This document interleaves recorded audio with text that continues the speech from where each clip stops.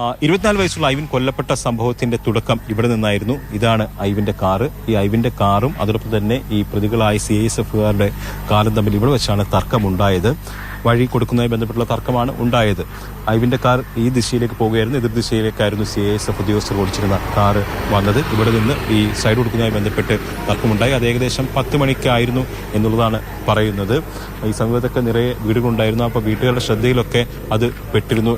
നമുക്ക് അവരോടൊക്കെ തന്നെ സംസാരിക്കാം. അതിൽ എന്താ കണ്ടത്? ഇവിടെ ഈ തർക്കം കണ്ടിരുന്നോ? ഞാൻ ഈ ഡോറ് തുറക്കുകയും അടയ്ക്കുകയും ചെയ്യുന്ന ശബ്ദം കേട്ടിട്ട് ഇറങ്ങി വരുമ്പോൾ ഇവര് ഈ രണ്ട് കാറുകാർ നമ്മൾ എന്തോ സംസാരിച്ചുകൊണ്ടിരിക്കുന്നുണ്ട്. മറ്റു കാര്യങ്ങളൊന്നും എനിക്ക് അറിയില്ല, അത്ര അറിയുള്ളൂ. ഇവര് തമ്മിൽ എന്തോ തർക്കം ഉണ്ടായിട്ടുണ്ട്. പിന്നീട് കേട്ടത് ഈ പയ്യനെ മറ്റേ CISFകാർ എന്തോ മോശമായി ആംഗ്യം കാണിച്ചു.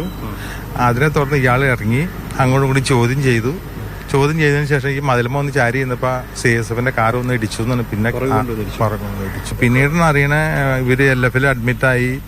ഒരാള് മരിച്ചു, ഒരാൾക്ക് സീരിയസ് ആണ് എന്നൊക്കെ എന്നെ അവിടുന്ന് നമ്മുടെ വാർഡ് മെമ്പർ വിളിച്ചു പറയാണ് ചെയ്തത്. ഈ സംഭവത്തിന്റെ കുറച്ചുകൂടി വ്യക്തത ഉണ്ടാവുകയാണ്. അതായത് ഈ സംഭവ സ്ഥലത്ത് വെച്ച് തന്നെ ഈ ഐവിൻ ഈ വണ്ടിയുടെ ബോണറ്റിലേക്ക് വീണു എന്നുള്ളതാണ്.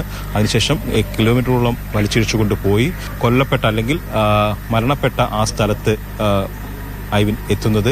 അവിടെ റോഡിലൊരു 100 മീറ്ററോളം ഐവിനെ വലിച്ചുകൊണ്ട്, അതായത് ഫ്രണ്ടിൽ വീണു, ഫ്രണ്ടിൽ അവനെ തള്ളിക്കൊണ്ട് പോയിരുന്നു എന്നുള്ളതാണ് വ്യക്തമാകുന്നത്. ഉടൻ തന്നെ മരണം സംഭവിക്കുകയായിരുന്നു. ആശുപത്രിയിൽ എത്തിച്ചപ്പോൾ തന്നെ മരണപ്പെട്ടിരുന്നു എന്നുള്ളതാണ് ആശുപത്രി അധികൃതർ പറയുന്നത്. ഒരു സാധാരണ കൊലപാതകമായിട്ട് നമുക്കതിനെ കാണാൻ കഴിയില്ല. സാധാരണ മനുഷ്യന്മാർ അത്തരത്തിലുള്ള തർക്കമുണ്ടാവും, സ്വാഭാവികമാണ്. പക്ഷേ ഇത്തരത്തിൽ ഉത്തരവാദിത്തപ്പെട്ട സ്ഥാനങ്ങളിലൊക്കെ ഇരിക്കുന്ന ആൾക്കാർ ഇത്തരത്തിൽ ഈ വഴിത്തർക്കത്തിന്റെ പേരിൽ യുവാവിനെ മർദ്ദിക്കുകയോ അല്ലെങ്കിൽ ഇത്തരത്തിൽ അപായപ്പെടുത്തുകയോ ചെയ്യുന്നത് നമ്മൾക്ക് അധികം കേട്ടുകേൾവി ഇല്ല. എന്തായാലും ഈ രണ്ടുപേരെയും പോലീസ് കസ്റ്റഡിയിലെടുത്തിട്ടുണ്ടോ. ഇരുവർക്കെതിരെയും കൊലപാതക കുറ്റം തന്നെ ചുമത്തും.